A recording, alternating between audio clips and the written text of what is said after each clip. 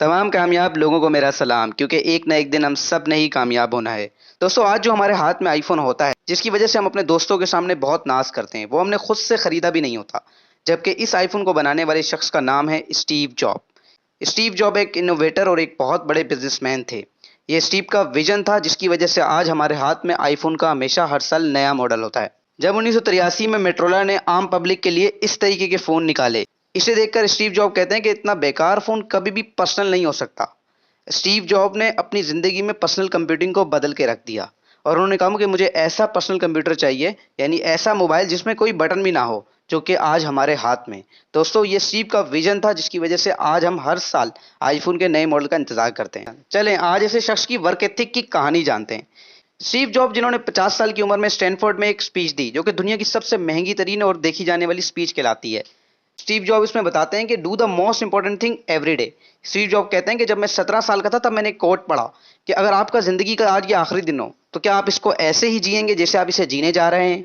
Steve Job कहते हैं कि तब से लेकर अब तक ये कोट मेरे दिमाग में बस गया।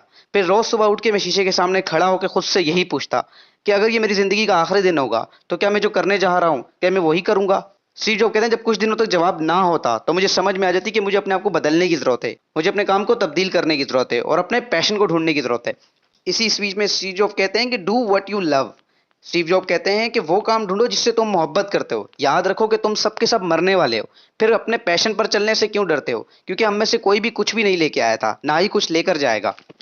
स्टीव जॉब कहते हैं कि एक दफा जब आप अपना पैशन ढूंढ लेते हो, अपने माइंड और टाइम को स्पेस से आजाद कर लेते हो, अपनी डिस्ट्रैक्शंस को खत्म कर लेते हो, तब आपके विजन में क्लैरिटी आती है। हालांकि दूसरी जगह स्टीव जॉब ये भी कहते हैं कि अक्सर एंटरप्रेन्योर्स फेल हो जाते हैं, क्योंकि लोगों में इतना टिके रहने की ताकत नहीं होती, ना उनमें इतना पैशंस होता है, ना ही परसिवियरेंस। क्योंकि जब भी आप कंपनी स्टार्ट करते हो और ऐसी चीज पे चलते हो कि आपका पैशन हो, तब अपने हफ्ते के 7 दिन 18 घंटे काम करना होता है और लोगों में इतनी हिम्मत नहीं होती। दोस्तों, यहाँ पैशन पर बहुत ही बेहतरीन कोट बनता है, if you love what you do you don't have to work another day. Steve Job इसलिए कह रहे हैं कि आप 18 घंटे काम कर सकते हो उस काम पर जिसे आप मोहब्बत करते हो, क्योंकि जब आप ऐसा काम करते हो जिससे आप मोहब्बत करते हो, तो वो काम काम नहीं होता, बल्कि एक मोहब्बत होती है जिससे इंसान नहीं थकता। दोस्तों, स्टीव जॉब की इस बात से हमें याद रखना चाहिए कि हम सब के सब यहाँ कुछ वक्त के लिए आए हैं, तो हमें उस टाइम को कभी भी ज़ाया नहीं करना चाहिए, ना ही किसी और की ज़िंदगी गुजारनी चाहिए। Working for the passion is privilege. अगली बात जो स्टीव जॉब हमें सिखाते हैं, वो कहते हैं कि expect excellence from your self. Steve Job कहते हैं कि हम में से ज़्यादातर लोग ऐसी जगह पर पैदा होते हैं जहाँ पे उनका एनवायरनमेंट उन्हें बताता है कि दुनिया तो ऐसी ही है, बस तुम्हें उसके अंदर फिट होना है।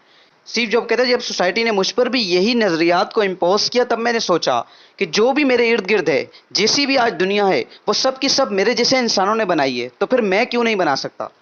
स्टीव जॉब कहते हैं कि जब एक दफा कोई इंसान ये महसूस कर लेता है कि सब के सब लोग मेरे जैसे ही हैं, तब वो पहले जैसा नहीं रहता।